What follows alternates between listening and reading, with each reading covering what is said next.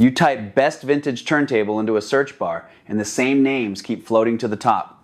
Technics, Thorens, Linn, Dual, then the arguments start. Someone swears the only real table is a suspended sub-chassis design. Someone else says direct drive is the only thing that still makes sense in 2026. Prices jump all over the place. Parts availability is a total mystery if you have never opened one of these machines. I have spent years buying, servicing, listening to, and occasionally cursing vintage turntables.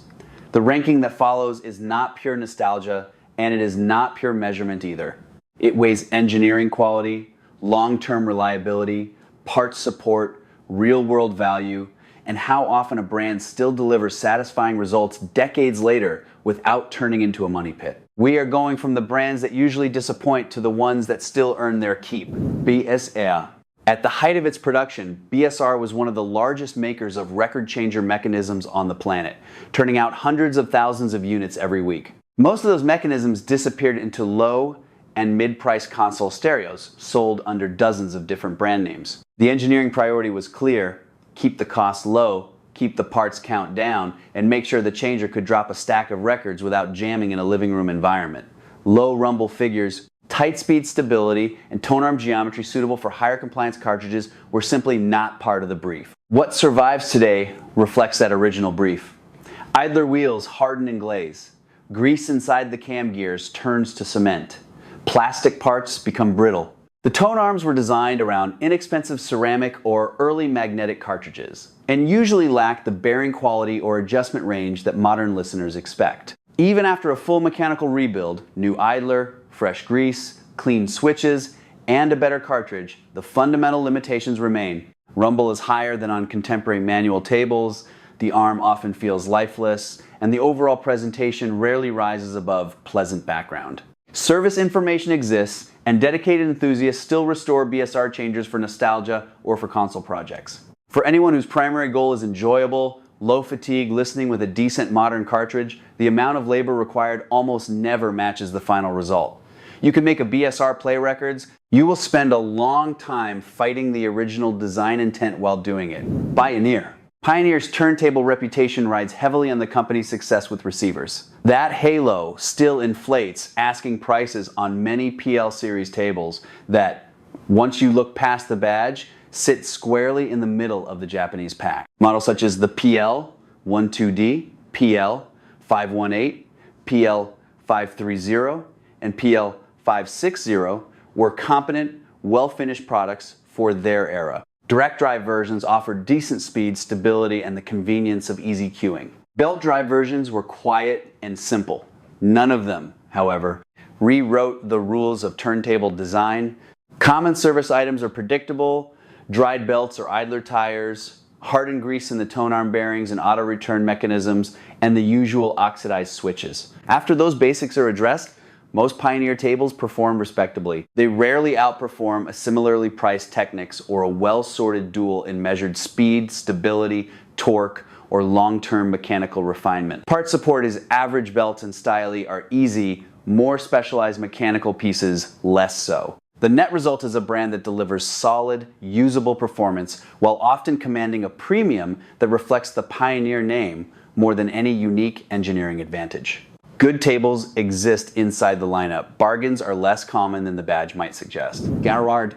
Garrard presents the clearest split personality of any brand on this list. On one side stand the 301 and 401 transcription turntables, heavy, idler-driven machines built for broadcast and serious domestic use. They remain genuinely desirable, still capable of excellent results when properly rebuilt, and they continue to fetch strong prices. Their reputation is earned. On the other side sits the vast majority of Garrard's output, automatic changers aimed at the mass market. These units share almost nothing with the 301 and 401 beyond the name on the badge. Different motors, different chassis philosophies, different levels of precision, and different expectations for longevity. Most surviving changers suffer from the classic idler drive ailments: hardened rubber, gummed grease, worn cams, and their tonearms were never intended to compete with dedicated manual designs. When someone speaks admiringly of Garrard, they are almost always thinking of the rare transcription models. When someone buys a random Garrard changer at a thrift store or online, that usually receive the other 95% of the company's history. The brand name, therefore, functions as both a genuine high-water mark and a reliable source of confusion. Treating Linn. Few turntables have shaped the way people think about vinyl as profoundly as the Linn Sondek LP12. When it appeared in the early 1970s, it did more than offer another suspended sub-chassis design. It arrived with a clear philosophical claim.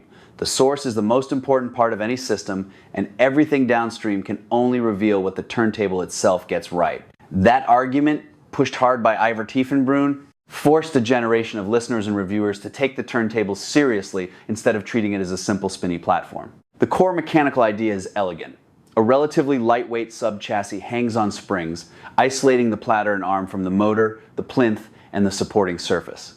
Done well, the arrangement can produce a sense of ease and musical flow that many listeners still find addictive.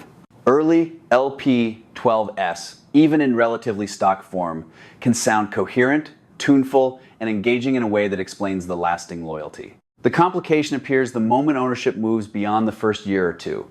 The LP12 is less a finished product and more an evolving platform. Linn and a large aftermarket have spent decades releasing upgrades, improved springs and bushes, better bearings, stiffer sub-chassis, external power supplies, new arms, new platters, and structural reinforcements. Each step can bring measurable or audible gains. Each step also costs money. It is common for an owner who started with a modest secondhand LP12 to discover that bringing the table up to current thinking requires a succession of invoices that eventually exceed the price of several excellent fixed design turntables. A carefully set up early or mid-period LP12 with a good arm and cartridge remains a highly enjoyable source. Many owners stop there and are perfectly happy. Others enter the upgrade spiral and find the table becomes an ongoing project rather than a stable component. That open-ended character is precisely why some enthusiasts love the Linn and why others ultimately move on. The brand's historical importance is not in doubt. The practical ownership experience, however, is more demanding and more expensive than the simple legend sometimes suggests. That combination of genuine influence and real-world cost is why the LP12 sits in this position rather than at the very top of a value and longevity ranking. Denon. Denon has never enjoyed the automatic prestige that surrounds Technics, and that fact works in the buyer's favor. While the broader market fixates on the SL 1200 family and its professional reputation, a quieter group of listeners has spent years seeking out specific Denon direct drive models that deliver comparable engineering at more rational prices. Tables such as the DP59L, DP47F, DP62L, and the higher-end DP80 series show what Denon could do when the brief was serious performance rather than mass market features. Speed stability is excellent. Torque is generous enough for confident starts and stable playback. The better examples are mechanically quiet and reward careful setup with a clean, sure-footed presentation. In blind or casual comparisons, these machines frequently hold their own against more famous and more expensive contemporaries. Because the Denon name never triggered the same collector frenzy, clean examples still appear at prices that feel grounded in actual performance rather than mythology. Parts support is not in the same league as Technics. Some specialized items require patience or creative sourcing, yet it is far from the desert that owners of obscure European exotics sometimes face. Common service work, bearings, lubricants, suspension elements, where present, and electronic speed control components remains manageable for technicians familiar with Japanese direct drive designs of the period. The practical result is a brand that rewards knowledge. Buyers who simply chase the most recognized badge often overlook Denon. Buyers who care about measured stability, solid construction, and the amount of music delivered per dollar quietly keep these tables on their short lists. In a market where hype regularly detaches price from performance, that combination of capability and relative rationality is exactly why Denon earns its place here. Kenwood. Kenwood never dominated the turntable conversation the way Technics did, and it never cultivated the almost mystical reputation that surrounds Thorens or Linn. That relative quietness is part of why the brand still makes sense for a lot of listeners. Across the 1970s and into the early 1980s, Kenwood released a steady run of direct drive and belt drive tables that were thoughtfully engineered without being overhyped. Some of the KD series models in particular combined decent motors, usable tone arms, and solid construction at prices that remain grounded today. I have spent time with several of these tables over the years, both as daily players and as service projects. What stands out is how little drama they tend to create. The better direct drive examples hold speed well, start with authority, and stay quiet once they are up to temperature. The tone arms on many mid to upper KD models are better than the modest reputation of the brand, might suggest bearing quality is acceptable, adjustment range is practical, and they respond cleanly to a good cartridge. Belt drive versions are simpler still and often prove trouble-free after a fresh belt and basic lubrication.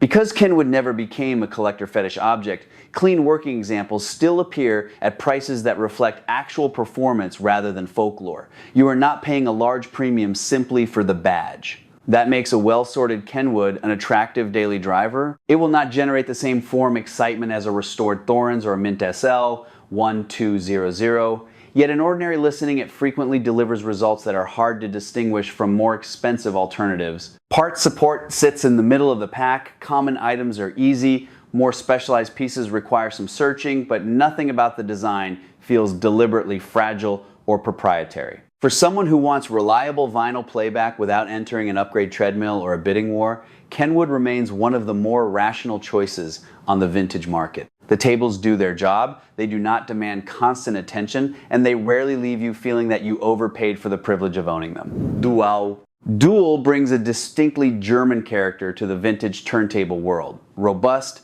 slightly overbuilt, and designed with the expectation that the machine would be used rather than merely displayed.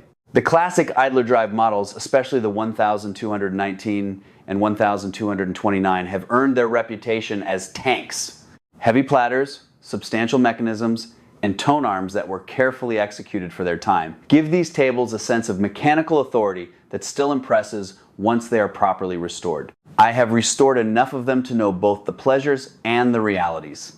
The idler wheels eventually harden, the grease in the cam gears turns stubborn, and the automatic functions need patience and the correct parts. When those issues are addressed, however, the tables reward the work. Speed stability is good, the mechanical noise floor drops, and the overall presentation becomes confident and sure-footed. Later, dual direct drive models continued the same engineering attitude and held their own against the Japanese competition of the period. Parts and knowledge remain more available than many people expect.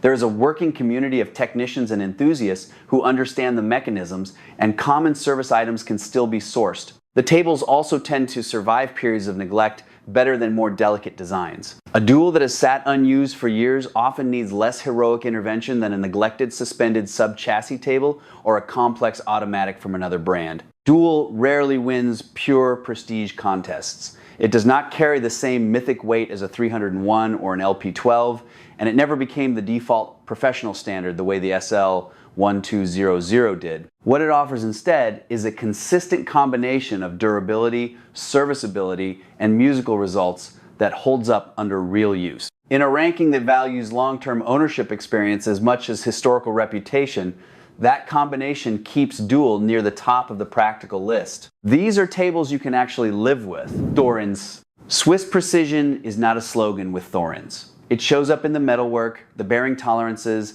and the way the better tables were laid out from the start. The TD124, TD125, and TD160 family did more than sell well in their day. They established a practical standard for suspended sub-chassis belt drive performance that quietly shaped how an entire generation of designers thought about isolation and speed stability. Linn's own approach drew clear inspiration from this lineage, and many later engineers treated the Thorens solutions as a working reference rather than a rough starting point. What makes these tables special becomes obvious once you spend time with a properly restored example. The suspended design, when the springs and damping are correctly set, keeps external vibration from reaching the stylus in a way that still feels effective decades later. Footfalls, acoustic feedback, and minor structural noise stay largely outside the signal path. Speed stability is excellent for a belt drive design of the period. The motor does its job without drawing attention to itself, and the overall presentation tends toward ease and natural flow rather than etched, hyper-detailed analysis. I have listened to carefully sorted TD125 and TD160 tables that continue to satisfy long after the initial excitement of ownership fades. They do not shout for attention. They simply get out of the way and let the music unfold with a calm confidence that many more modern designs still struggle to match. The ownership experience has its realities. These are not plug-and-play appliances. Suspension components age. Bearings eventually need attention. The original tone arms, while competent, often get replaced by later owners seeking lower mass or finer adjustment. Restoration is rarely cheap. Parts, labor, and the occasional custom solution add up. Yet the mechanical design responds well to careful work. Belts, suspension parts, and many common mechanical pieces remain obtainable, and a working community of technicians still understands these machines intimately. That combination of support and inherent design integrity means a Thorens can be brought back to a very high level and kept there without heroic effort every few years. I have seen tables that look tired and neglected return to impressive performance after methodical service. The bearing quiets down, the suspension begins to isolate properly again, speed stabilizes. Suddenly the familiar Thorens character, refined, coherent, and musically unforced, reappears. That ability to come back strong is part of why the brand holds its reputation. Other tables may offer more dramatic specifications on paper or carry heavier collector mystique. Few combine engineering, honesty, lasting sonic virtues, and the practical possibility of long-term service as consistently as the better Thorens models. In a ranking that values real-world longevity alongside historical importance, that balance matters. Thorens does not sit at the absolute top because other brands solved different problems more completely or built larger support ecosystems. It sits here because the core design still works, the sound still persuades, and the tables can still be maintained at a high level long after many contemporaries have become parts, donors, or shelf decorations. For listeners who value a refined, stable, and musically natural presentation, a well-sorted, Thorens remains one of the most convincing arguments the vintage belt drive world has to offer. Seiki. Seiki took a different route from the mass-market Japanese brands. Instead of chasing volume or feature lists, the company focused on mass, rigidity, and precise execution. Many of its tables feel substantial in a way that still stands out when you lift the platter or examine the bearing housing. The engineering emphasis produces a sense of authority and quietness that competes with far more celebrated names. Production numbers were lower than the big consumer brands, which has kept Seiki somewhat outside the mainstream hype cycle. That relative obscurity works in the buyer's favor. Clean examples do not automatically trigger bidding wars, the way a Mint SL 1200 or a well-known Thorens can, yet the performance on offer frequently matches or exceeds what those more famous tables deliver in real listening. Experienced listeners who prioritize results over badges tend to pay close attention when a good Seiki appears. I have spent time with several of these machines, and the consistent impression is one of purposeful design rather than marketing-driven feature packing. The tables reward careful setup and a good cartridge without demanding constant tinkering. For anyone willing to look past the most heavily promoted names, Seiki remains one of the more satisfying high-end Japanese options from the vintage era. Technics.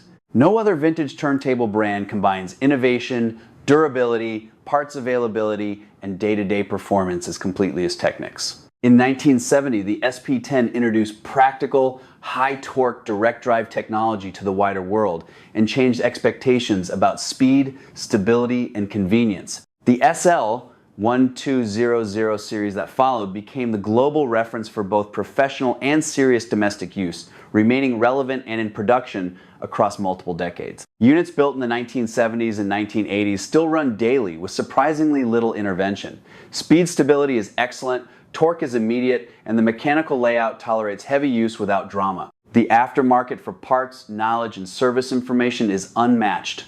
Almost anything that wears or fails can still be replaced or repaired. I have seen tables that have lived hard, professional lives continue to perform at a high level after basic maintenance, which is not something every vintage design can claim. You can locate a clean Technics, perform a sensible service once, and reasonably expect years of reliable playback.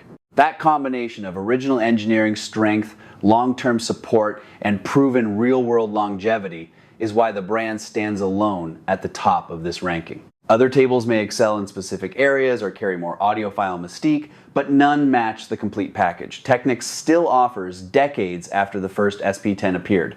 Rankings are arguments, not commandments. A carefully restored Dual or Thorens can outperform a neglected Technics. A sleeper Denon can deliver more music per dollar than a hyped flagship. The point of ordering these brands is not to end discussion, but to give new and intermediate buyers a clearer map of where the engineering substance, the parts reality, and the long-term ownership experience actually lie. The tables that still make sense decades later are the ones whose original designers solved fundamental problems: speed, stability, isolation, tonearm, geometry, and serviceability, rather than simply chasing features or price points. Technics solved more of those problems for more people, more reliably than anyone else. That is why it earns the final spot.